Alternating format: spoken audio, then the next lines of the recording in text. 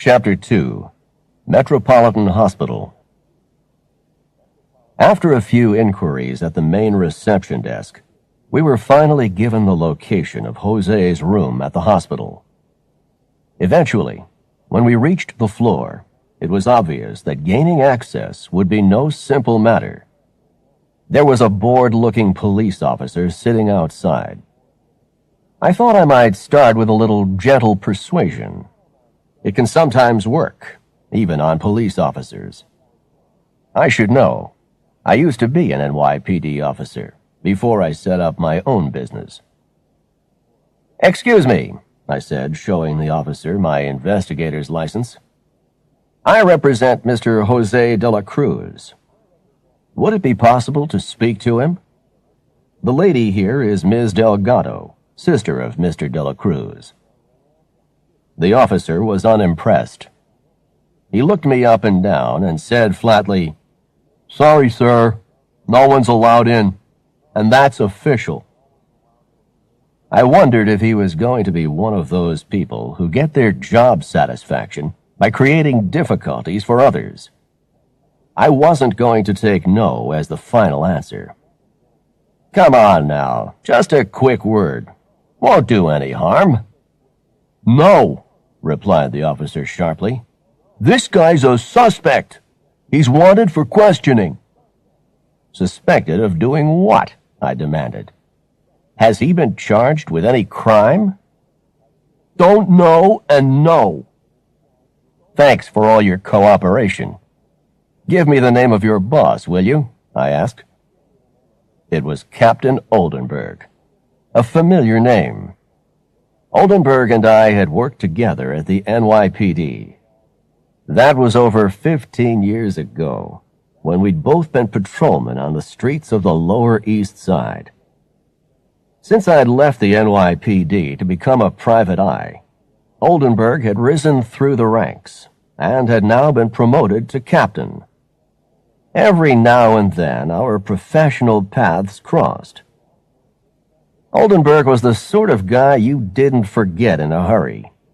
He could be bad-tempered, loud, and dominating at times. Despite that, he was basically a good cop. I'd need all my charm to deal with him, though. "Thanks. I'll be back," I said.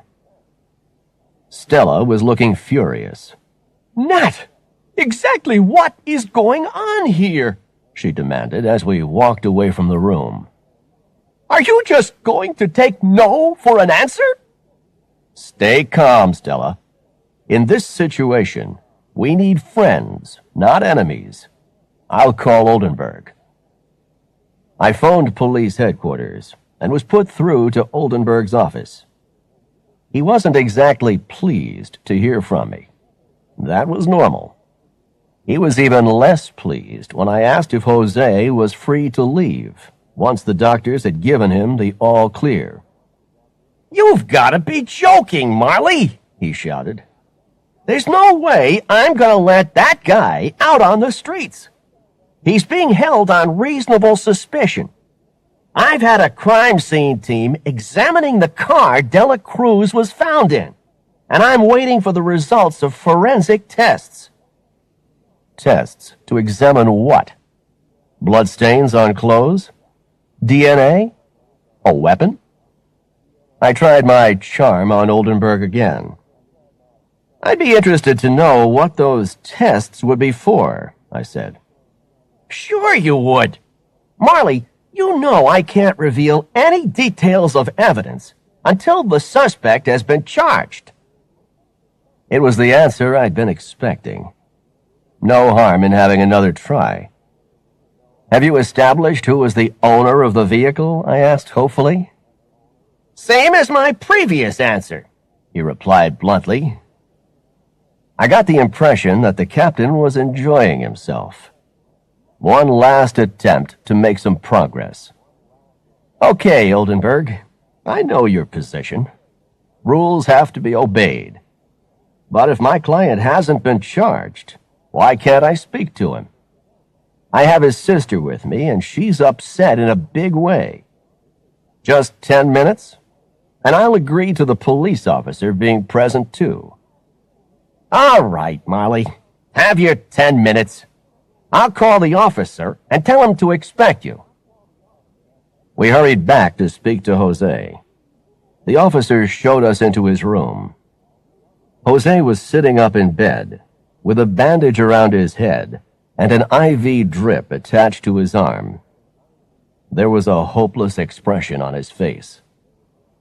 Stella went over to him, took his hand, and spoke to him gently. "How are you feeling, Jose?" "Not great. I'm full of painkillers, but I can still feel my head spinning," said Jose. "Stella, it's real good to see you. Are you going to get me out of here? I haven't done anything wrong." "You and I both know you haven't done anything wrong," she said. "Remember what I told you, Jose. You've got to keep holding on." "So what's the cop doing here, huh?" asked Jose, glancing in the direction of the officer. "We had to agree to the officer being present. Jose, this is my boss, Nat Marley. He's going to help you." "I'm sure glad to see you, Nat," said Jose. "If we're going to help you, you've got to give us the whole story. Don't hold anything back," I said. "Everything that happened from the time you left home yesterday until you woke up in this hospital bed." Jose, with his two friends, Miguel and Carlos, took the subway to Coney Island to find work. The boss at the diner offered him a job as a cook, and Jose's buddies were taken on as waiters. Jose showed Miguel and Carlos around the sights of Coney Island during the afternoon. After stopping for food, they moved on to Brighton Beach to celebrate. By early evening, they'd had several drinks in bars on Brighton Beach Avenue, in the heart of the Russian community. He had a confused memory of waking up in a bar. His buddies had gone. Then, nothing. The next thing he remembered was waking up in Metropolitan Hospital. "You don't remember anything else?" I asked. "Nothing. It's the honest truth, Nat," said Jose. "It's all a black fog." Brighton Beach? Kind of an unusual night out for three guys from Upper Manhattan, huh? I asked. "You're right. At first it felt kind of strange for us to be there," said Jose.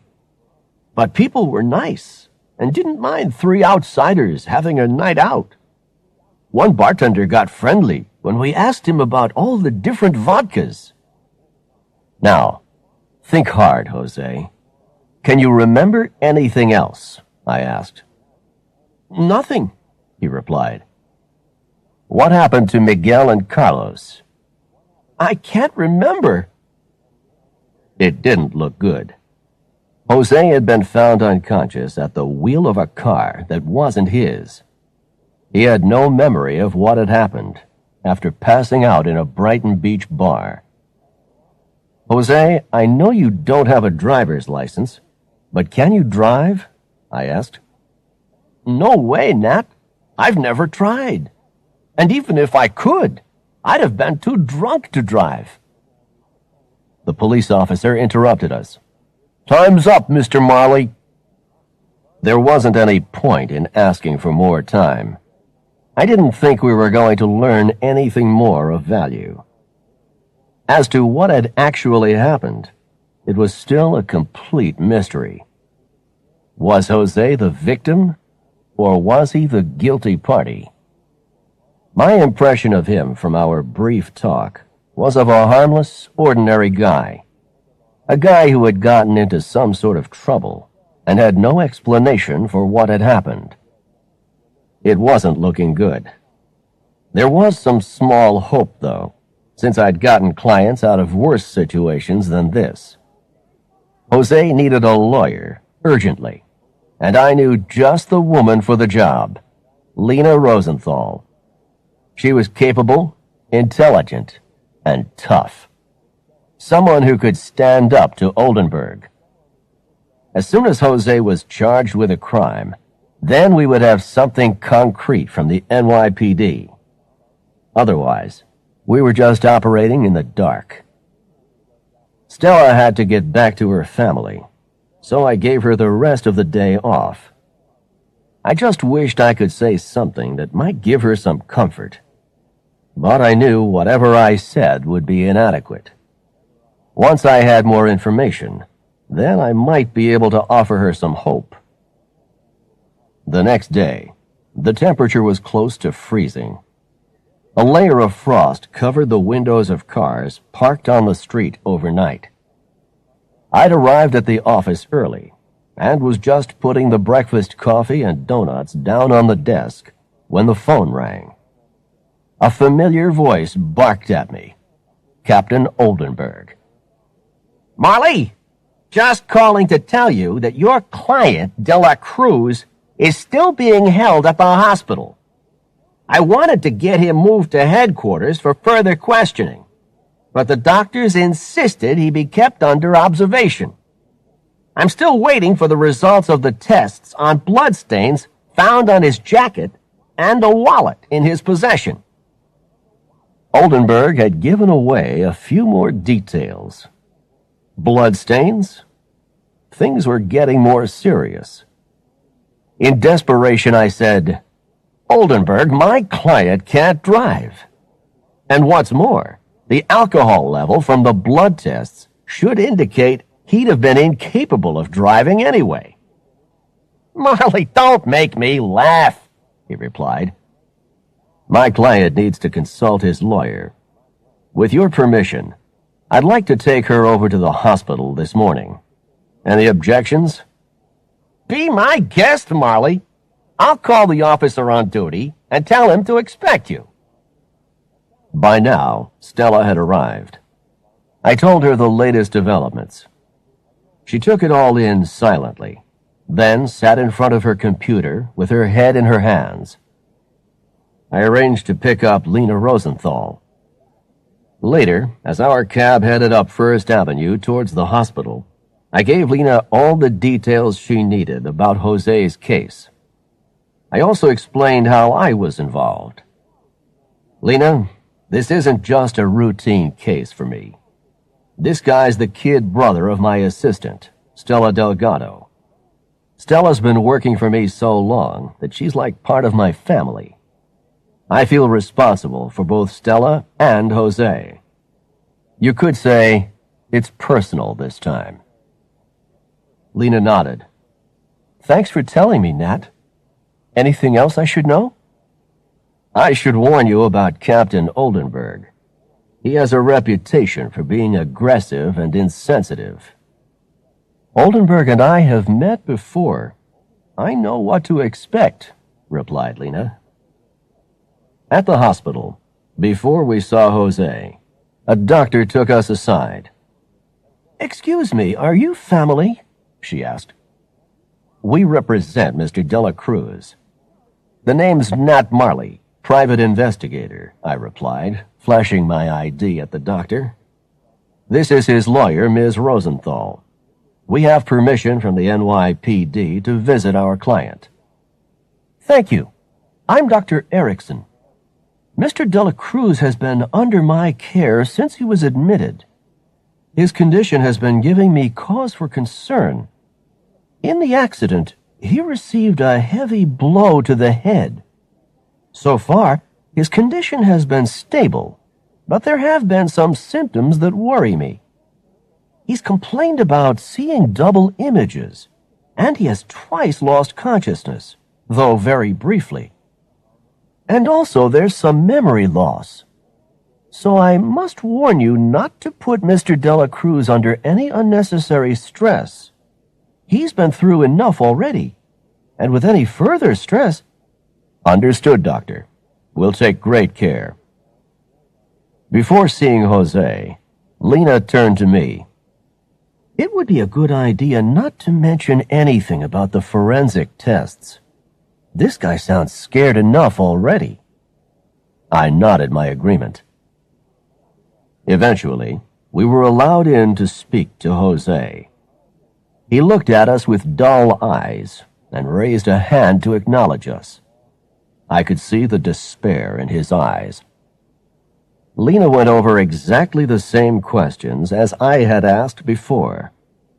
There was nothing more that Jose could add. We had made no further progress.